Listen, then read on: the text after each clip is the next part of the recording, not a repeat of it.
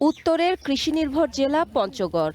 এখানকার মাটিতে ইতিমধ্যে সফল হয়েছে চা, কমলা ও ড্রাগন ফলের চাষ।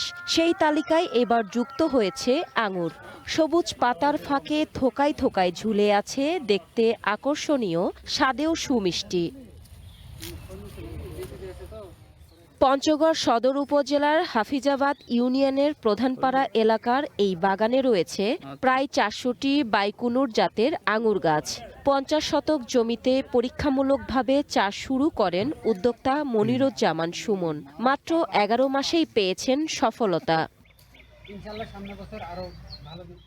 উদ্যোক্তা সুমন চাকরির সূত্রে এলাকার বাইরে থাকায় পুরো বাগানের দেখভাল ও পরিচর্যা করেন স্থানীয় যুবক মিরাজ।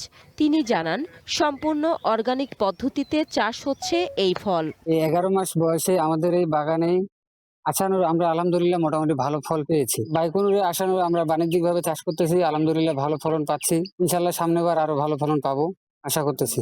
আঙুর বাগান দেখতে প্রতিদিন দূর দূরান্ত থেকে ছুটে আসছেন দর্শনার্থীরা। কেউ ছবি তুলছেন, কেউ আবার আঙুর চাষ সম্পর্কে জানার চেষ্টা করছেন।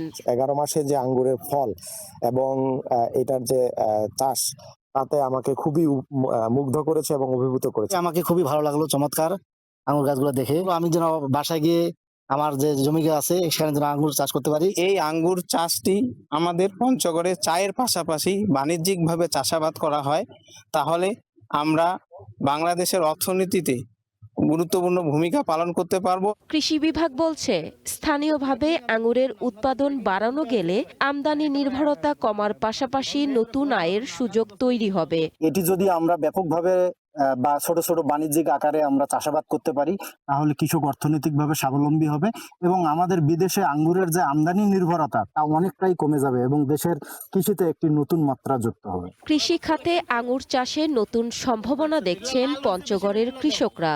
লাভজনক হওয়ায় অনেকেই ঝুঁকছেন এই ফল চাষে। One national desk.